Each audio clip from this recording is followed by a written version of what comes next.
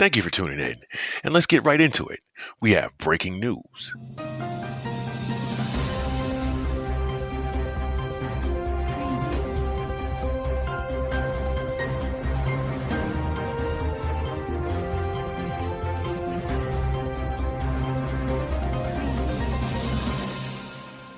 In headline news, recently arrested suspect in the United Healthcare CEO shooting, Luigi Mangione, was caught at a Pennsylvania McDonald's due to a tip-off by a McDonald's employee. However, this employee will not be able to collect the reward money. We have sent our team out to interview that employee. Let's check in with them now. Yes, I'm the one that turned in Luigi. He came into the McDonald's. Everybody's saying that the employer had turned him in. I didn't really work there. I just told them I was the employer because they didn't want the whole world mad at me. But when he had walked in, I knew his face instantly because he's so fine. That man is so fine. And then when he's 26 or something like that, so I couldn't have him anyway. But he walked in with that smile. And I was just like, you fine and all. But they said they offering $10,000 to turn you in, but you gotta go, baby, you gotta go. So I turned him in, I got his number and stuff before I got, before I called the police, act like I was the employer and stuff like that. And now I'm sad because they never gave me the money. They said I had to call a hotline or something like that, but I called the police. Yeah, that ain't really right. That's not really fair. So now I want him out. We trying to start a petition to get him out. Next up, look up in the sky. It's a bird. It's a plane. Nope, just drones. Can you comment on the drones that are flying around New Jersey ports? It seems like the American people have a big disconnect. The government knows what is happening. Look, our military knows where they took off from. If it's a garage, they can go right into that garage. They know where it came from and where it went. And for some reason, they don't want to comment. And I think they'd be better off saying what it is. Our military knows and our president knows. And for some reason, they want to keep people in suspense. I can't imagine it's the enemy, because if it was the enemy, they'd blast it out. Even if they were late, they'd blast it. Something strange is going on. For some reason, they don't want to tell the people. You know, if he knew that to be true, he could just say something himself. He could just tell us. When asked for proof, he said no comment. Go figure. Imagine being a conspiracy theorist, concerned about financial wrongdoings and standing against government corruption, but not having anything to say about President Musk essentially trying to buy influence. I know you guys like sharing talking points, but do you even know why the right hates Soros? I mean, have you ever heard of color wars? I mean, the billionaire threatening Republican government officials to do his will by funding campaigns against them is next-level movie villain corruption.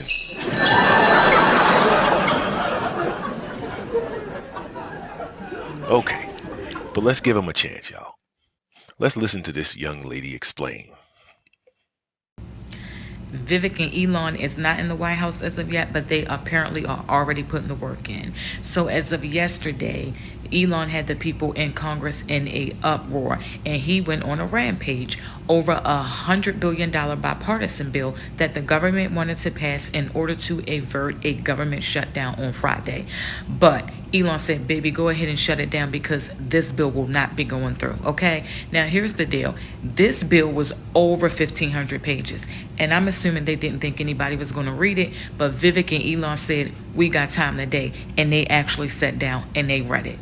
A few things that they did not like in this bill, and one of the most important things was the fact that the Congress wanted to give themselves a pay increase, okay? Now, at this moment, they're making about $175,000 a year. This increase would be over 40%, which would take them to over $240,000 a year. They was like, we not going for it. In addition to that, they have some things in there that would prevent them from being investigated, people in Congress, which sounds very suspicious.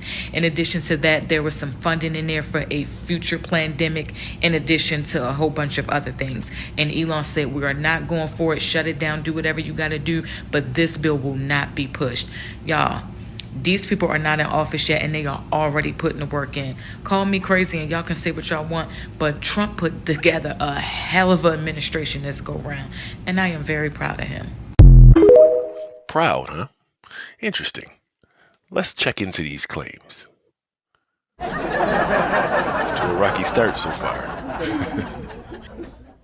So he claimed it would be a 40% raise, but the maximum increase possible is 3.8%. That's pretty bad.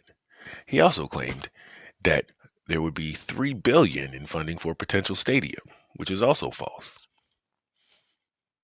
And then finally, he claimed that there was $3 billion for a bioweapon lab, which also was false.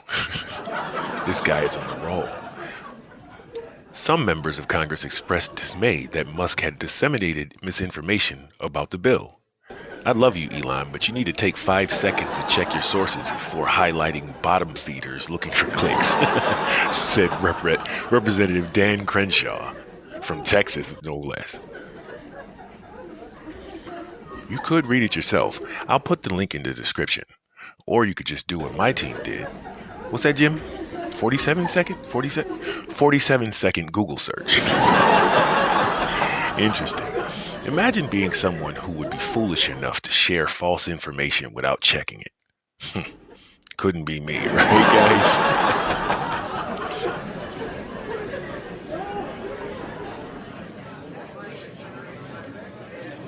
I'm voting for the man that's going to take America back, baby. Donald J. Trump, man. What's one of your biggest issues? Probably going to be inflation, because I sell T-shirts and all that stuff. Your T-shirts are made in the USA? No, my blanks, no. See, that's the thing Trump's talking about. If we tax them, hit tariffs, the same item they're making over there will cost the same to make over here. We pay the tariffs. Well, the companies pay the tariffs, not us. China doesn't pay the tariffs. We do when they come in. No, it doesn't work like that. Like if I'm buying 1,000 shirts from China and there's a tariff on it, I'm paying the tariff. Well, no, whoever's getting it imported in is going to pay the tariffs. Yeah. I'm the business owner. I'm paying the tariff. China doesn't pay it. I pay for it. Well, And like if I'm the business owner and I buy 1,000 shirts, I see what you're saying. China's not jolly. So I'm trying to explain. Who pays the tariff? They're paying the tariff. Do you think that? Do you believe that? Because I was trying to say, because I sell merch as well. I sell you something for $10, right? You're going to sell it to him for $20. Exactly. But then I make you pay me $15 for it. Are you still going to sell it to him for $20? Am I going to sell it to him for $20? If I raise the price $5. Oh, it's going to have to go up. Right. So Yeah, the consumer foots the bill. I am very proud of him. The funniest part to me is how they know everything until they don't. And then you get to watch their mind just melt right in front of you. He did say he likes the poorly educated, so I guess we can't be surprised that they like him too, right? I am very proud of him. However, she brings up an interesting phenomenon, which brings us to women for Trump. They've actually been relatively quiet since the election. Let's check on a few of them. That lady that showed up to her wedding and nobody was there and we all like, what happened? Why nobody showed up to your wedding? Like, that's crazy. I ain't never seen nobody not show up to the wedding. She had her wedding the day after the election and she's a Trump supporter. You're welcome. Here's an Oregon bride who went viral after posting a video where no one showed up to her wedding. Well, there's an update. This is Kalina Marie, who recently married a man named Shane. Apparently, no one showed up to her wedding because Kalina is a Trump supporter.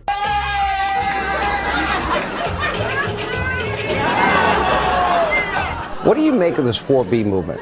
The women that are shaving their heads, the women that are, quote, withholding sex, the women that are threatening to divorce their husbands and stockpiling abortion pills. They're psychotic, frankly, but they're not real women in that way, in my mind, I guess. They're not desirable women. I guess I'm going to try to speak for most red-blooded American men like yourself.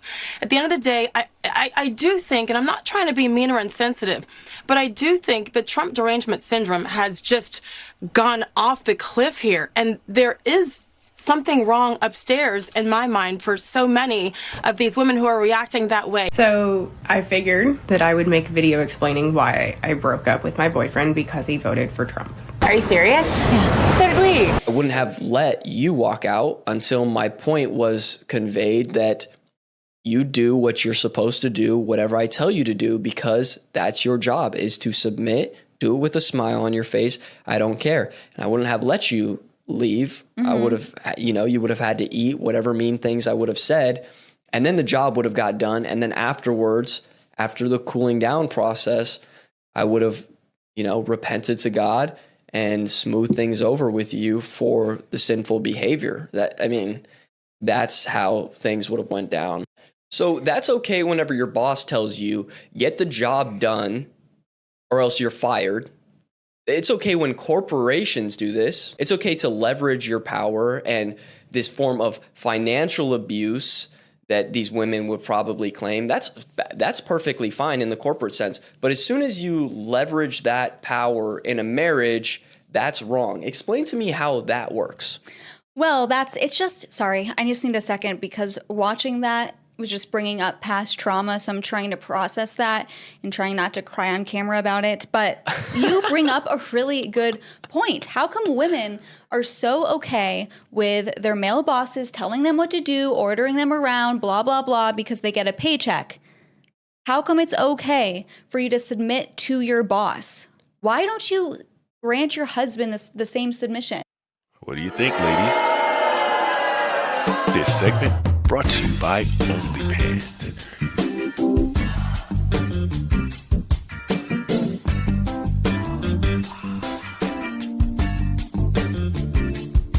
Like what we do here at the show, scan the screen and show us your support. And now it's time for the weather.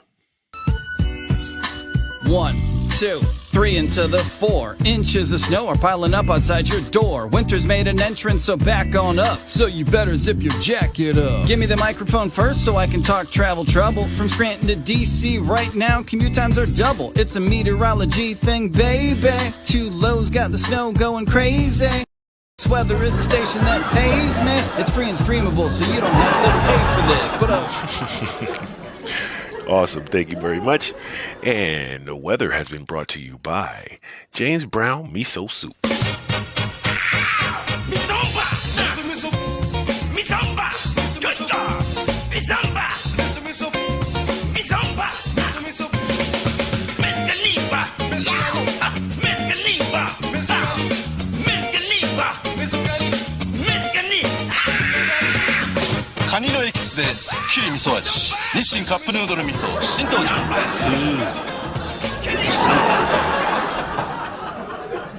In sports news, congratulations to Travis Hunter for winning the Heisman. He's recently been involved in some controversy surrounding his relationship. Let's check in with him. How you doing over there, Travis? Like, y'all don't understand. Y'all don't know what we go through. And it's draining because everybody's always got something to say. Like, bro, just leave me alone, bro. Let me be me. Yeah, I understand, man. I understand. It's draining for sure. I feel you, little bro. Folks busy talking about drama and not allowing this young brother to enjoy his moment. Travis, you be great. Stay smart, bro. I've received comments that people expected this to be a food prep show because of the title, Cooking with the Pan. So I think we found a solution. Our next guest probably doesn't need any introduction. They have also been dealing with their share of online hate. How about I just let her introduce herself? Cooking with Kaya, cooking with Kaya, cooking with Kaya, cooking with Kaya.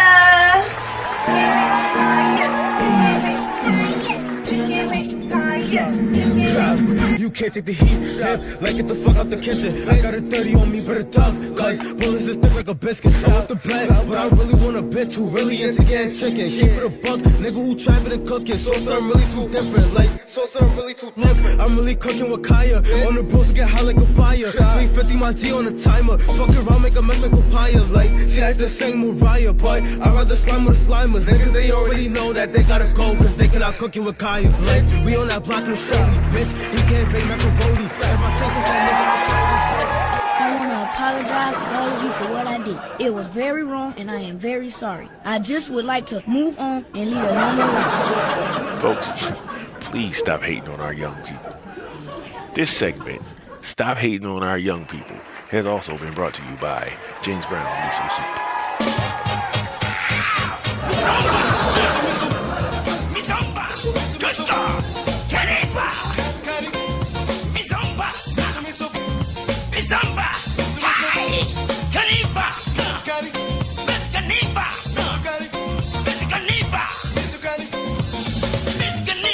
カニのエキスですっきり味噌味。日清カップヌードル味噌新登場。In boxing news, as Tyson Fury loses to Usyk for a second time, an 11-year-old in Ghana trains to be the next champ. Let's check in with him. The 11-year-old is revered for his speed and punching power, often dominating his opponents in the ring. Labi moves and stings. In the ring, he's like a bee, thereby earning the nickname The Boss. He trains in the heart of Jamestown, where boxing is ingrained in its inhabitants. Since the age of 3, Prince Labi comes here with his father Daniel to the World Power Boxing Gym to train. Now this place was previously owned and managed by the late Napoleon Tego, who used to watch over Daniel Labi as he trained to become a boxer. For Prince, this place is a sanctuary, a place where he goes through rigorous training sessions in his journey to becoming a world champion. Daniel Labi once nurtured hopes of winning a world title when he began his journey in boxing. Like many before him, Daniel cut his career short to pursue other endeavors. All right, all the way from Ghana. In debate news, Billy Carson recently got smoked and for some reason started speaking Greek. I might have bungled the Barnabas text for the Sinai text or whatever. It doesn't really matter. This is a video of me speaking in Korean. 안녕하세요 여러분, 저는 빌리 카슨입니다. 포비든 노래깨로도 알려. Somebody go check on my boy Billy. Over on the shift, we have two big debates coming up. The Anonymous Hebrew versus Vocab Malone, as well as Anonymous Hebrew versus Courtney Thompson. All right, Anonymous Hebrew. We'd like you to give a big warm welcome to our musical guests, Donnie Hathaway. Blazing bright, we're caroling through the night, and this Christmas will be a very special Christmas for me.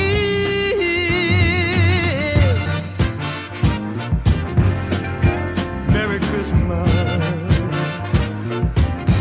Shake a hand, shake a hand now. Wish your brother Merry Christmas.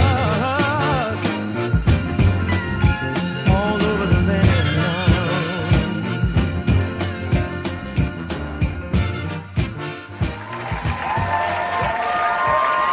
Thank you, sir. Awesome, awesome, awesome. Thank you to all our guests, Travis Hunter, Prince Larby, James Brown, Donnie Hathaway, and of course, Cookin with Kaya, cookin with Kaya, Cookin with Kaya, cookin with Kaya, cookin with have a good night, folks.